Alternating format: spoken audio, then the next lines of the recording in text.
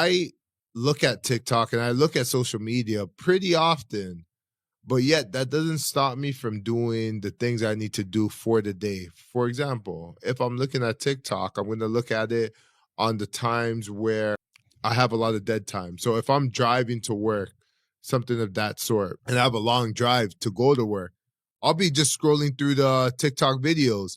It helps me pass the time. I'm not thinking about how long it takes me to get to work now.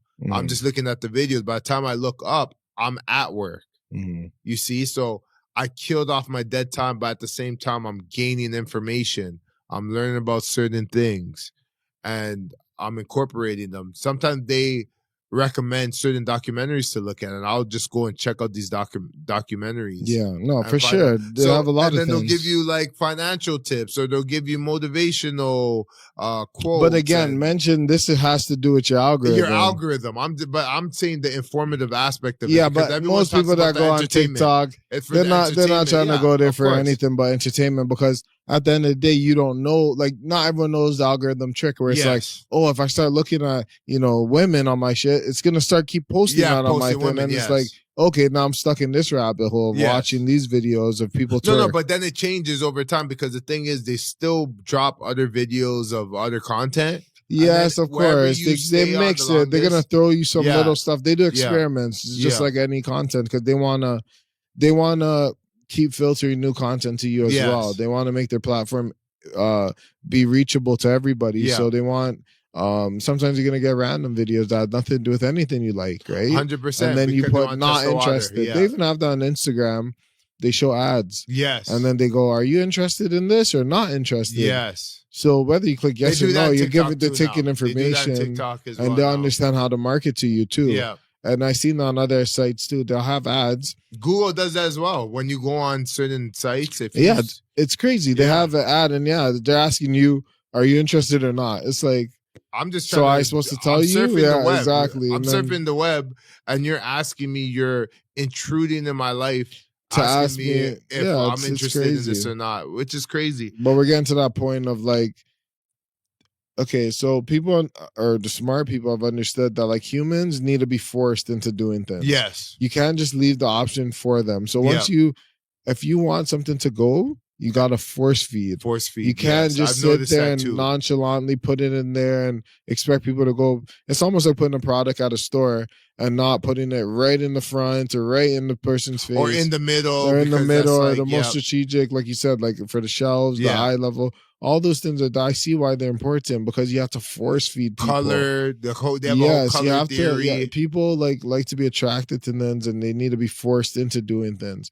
They're always willing to, but you have to force them. They're willing to, but the desire comes from forcing. Because when you force them and they feel like they have no choice, then they will do whatever it is. It's funny that you say that. The reason why I'm laughing in my head is because I'm thinking about when you're courting a woman. Yeah. And if you're not forcing the issue, it doesn't go anywhere. Even most things in life. Yeah, most things in life. If you don't force the issue, it doesn't happen. So, for example, let's say you want to do a cold approach. You meet a beautiful woman on your daily walk, or you're on your daily walk and you see a woman. Now, you have two decisions. You can walk by her and not say anything, or you can walk towards her and start conversation. It could be the smallest thing. You could compliment her earrings, or you could compliment the way she tied up her hair, or how her hair is long, or something about her outfit. Ask some kind of question, start up a conversation, because all you need to do is break the ice. Ask her a question or whatnot just to get her attention.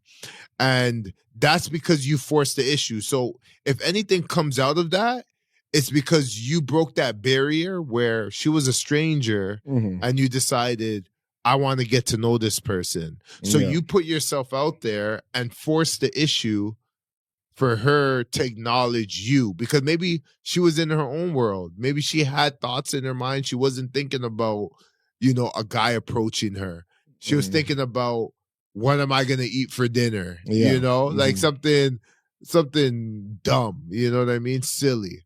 But you came and you broke her out of that spell and you said, hey, blah, blah, blah. You could have made her day just meeting her. A lot of girls say that they don't get picked up. You know, guys don't do that nowadays, right? With social media and dating apps, a lot of guys are too timid to go out there and be confident and ask a girl out or just try and pick them up randomly. So you doing that brings a new element to them, something that's new. But at the same time, it's kind of like putting your product in the front of the store. Like, it still has to be a good product too. Yeah, that too. Right? Like, the product still can't lack in quality. 100%. You have to market. Plus, you're going to have the quality to support the marketing. So those two things have to work hand in hand, just like a guy that's trying to pick up a woman, right? Yes. The game and everything, that's cool. And having the confidence to go and approach, this 10 out of 10 woman, but how far is that going to get you if you're not qualified? If you're not what she wants or what she's looking for, you're not going to make any plays there. Well, the whole notion of the conversation that we were having was forcing the issue. No, I know. That's what I was saying. We're talking about like forcing the issue, and sometimes you have no choice. You have to force the issue. Like, it is what it is. And like, even with the example I gave you, like, they always say, like, you miss all the shots you don't take. I'm not a fan of this. This quote, but it is applicable in some cases for sure, depending on what we're talking about. But when it comes to like I said, the TikTok ban, it's interesting just because TikTok is one of those apps that's also a very fast growing app. It's one of those apps that like really blew up quickly and has a lot of like people that are on the app. And obviously Instagram has kind of copied some of their formats with the reels and the posts and little mini videos.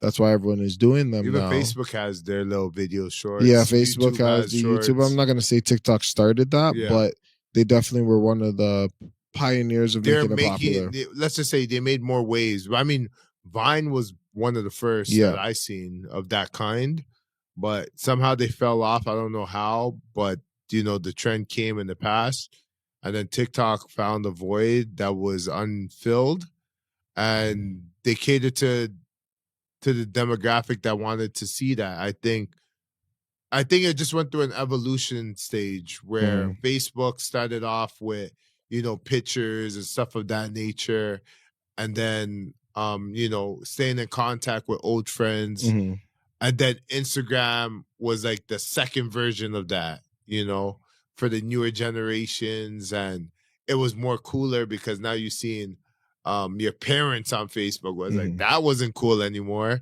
So you pivoted to Instagram, and then the new version was, well, a lot of people are doing the pictures things that's kind of old, that's kind of passé. But do you think we have to keep up with the times, like when it comes to these type of things? I do. I think it's important to keep up with what's going on globally, because you'll start to understand where the world is heading. And I think it's only important if you're in these types of industries. Okay. I don't think if you're not in those industries, that is so important. It doesn't affect your life, because if you live a certain way, if you conduct yourself a certain way in your life, it has no bearings in your life. Yeah. But I think it's a good way of connecting with your children, because if they're talking to you, you know what they're talking about. For you to sit there and be like, I have no idea what you're talking about, the gap will continue to open up. Yeah. It'll continue to open up to the point that you can't even relate to your kid. Your kid can't tell you anything because you just don't get it. And they're going to say you don't get it. And they won't want you around. They won't want you around. Lame. Yeah, exactly. You're just that lame guy that, he's my father, but he has no idea what's going on. He's kind of lost. So I think it's always important just to keep your ear to the ground, because, again, the gap will continue to open up if you don't.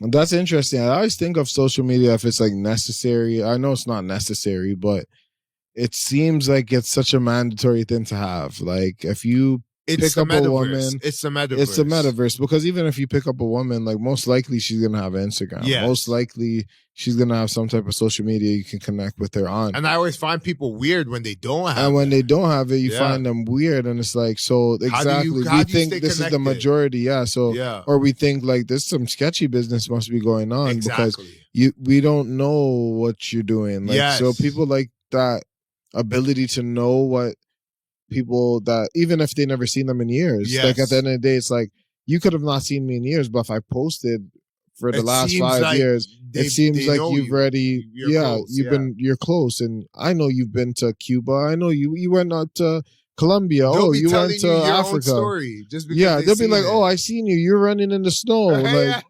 you're swimming with the sharks and flying with the birds. Like it's like you're in New Zealand. I seen you jump out of a plane. It's like, huh? Yeah, it's just like wow. That was like August 25th. Like what? So it's just that connection that people tend to have, even when people they never seen in years, because they feel like they're watching their lifestyle, so they never missed out on so much shit. Right? They can always pick up the pieces and have something to talk about. So it does create more chance at conversation with old friends, especially or people you haven't seen in a while, because you could. That's what it is. You could hit them up. Yes, you hit it on the nail, because you hit it right on the head. Because the issue is with people that are not on social media, there is a level of skepticism, because it's like, what are you hiding from the world that you don't have a presence on social media? Yeah, it doesn't.